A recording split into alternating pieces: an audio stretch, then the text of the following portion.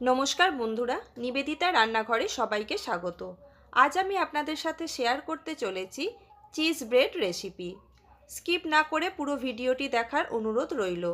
চলুন শুরু করা যাক আজকের এই সুন্দর রেসিপিটি। প্রথমেই একটি মিক্সিং বোল নিয়ে নিয়েছি। এখানে প্রয়োজন মতো আমি কিছু সবজি ব্যবহার করেছি। সবজিগুলি একে একে আমি মিক্সিং বোলের মধ্যে নিয়ে নেব।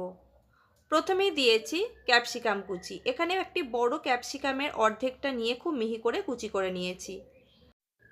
তারপর দিয়েছি কিছুটা ধনেপাতা কুচি, স্বাদ অনুযায়ী কাঁচা লঙ্কা কুচি, দিয়ে দেব খুব সামান্য পরিমাণ রসুন কুচি। এখানে 7 থেকে 8 কোয়া রসুন খুব মিহি করে কুচি করে নিয়েছি।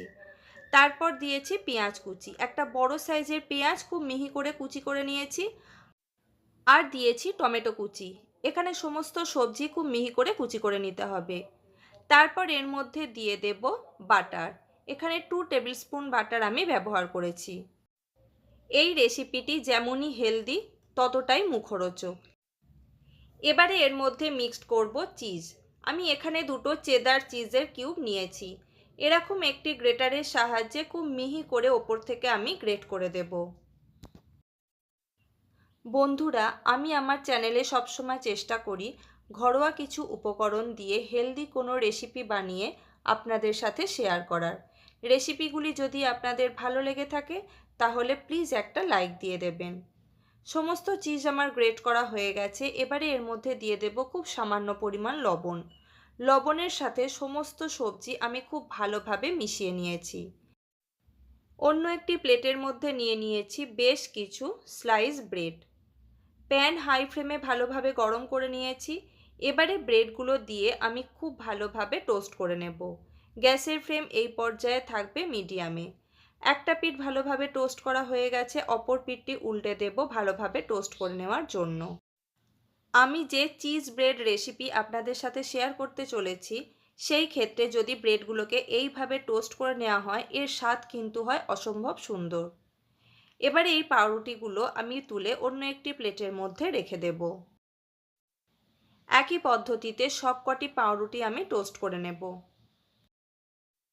এবারে গ্যাসের ফ্লেম একেবারে লোতে করে ওই প্যানের মধ্যেই আমি দিয়ে দেব হাফ চা চামচ বাটার। বাটার আমি খুব ভালোভাবে মেল্ট করে নেব। বাটার ভালোভাবে মেল্ট হয়ে গেছে। এবারে আমি টোস্ট করে রাখা ব্রেড একটা একটা করে প্যানের ওপর বসিয়ে দেব। পাউরুটির ওপর দিয়ে দেব স্লাইস চিজ। যেহেতু রেসিপির নাম চিজ ব্রেড, তাই এই রেসিপিতে আপনি যত চিজ ব্যবহার করবেন এর স্বাদ কিন্তু ততই বেশি হবে। স্লাইস চিজ থেকে বেশ কিছুটা করে অংশ নিয়ে আমি ব্রেডের ওপর এইভাবে বসিয়ে দিচ্ছি। এবারে আমি যে মিশ্রণটি তৈরি করে রেখেছিলাম সেখান থেকে পরিমাণ মতো কিছুটা করে অংশ নিয়ে ব্রেডের ওপর খুব সাবধানে এইভাবে বসিয়ে দেব। যে সমস্ত পুরনো বন্ধু নিয়মিত আমার ভিডিও দেখছেন এবং আমার সাথে আছেন তাদের অসংখ্য ধন্যবাদ। আর যে সমস্ত নতুন বন্ধু আজকের এই ভিডিওটি দেখছেন তাদের কাছে অনুরোধ করব চ্যানেলটি সাবস্ক্রাইব করে নেওয়ার জন্য। পাশে থাকা বেল বাটন অবশ্যই প্রেস করে রাখবেন নতুন ভিডিওর আপডেট পাওয়ার জন্য।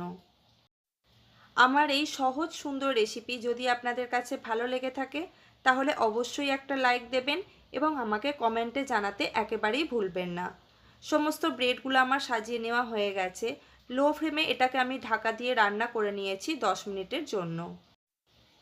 তৈরি হয়ে গেছে আমাদের চিজ ব্রেড।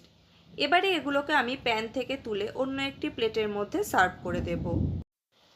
আজ এই পর্যন্তই। ফিরে আসবো অন্য কোনো নতুন রেসিপি নিয়ে। পুরো ভিডিওটি দেখার জন্য ধন্যবাদ।